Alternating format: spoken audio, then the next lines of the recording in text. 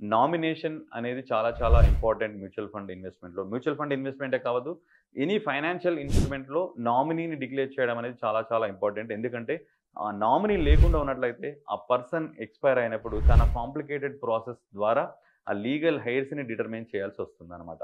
So, అదే మనకు nominee గనక ఆల్రెడీ డిక్లేర్ చేసుంటే ఆ ప్రాసెస్ అనేది చాలా సింపుల్ ప్రాసెస్ అయిపోతుంది. ఆ నామినీని అసెట్స్‌ని ఓన్ చేసుకొని లీగల్ హెయిర్స్‌కి ట్రాన్స్‌ఫర్ చేయడానికి వీలుంటుంది.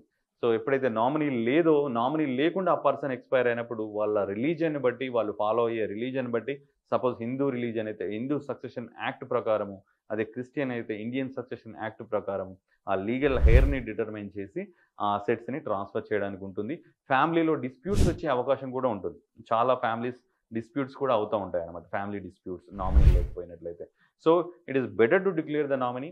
నామినీని డిక్లేర్ చేసినట్లయితే ప్రాసెస్ చాలా స్మూత్‌గా అసెట్స్ అనేవి ట్రాన్స్‌ఫర్ చేయడానికి అవకాశం ఉంటుంది. సో, మీరు ఇంతకుముందు నామినీని డిక్లేర్ చేయనట్లయితే please declare the nominee on your mutual fund folios. So, hope you understand this video. Thank you.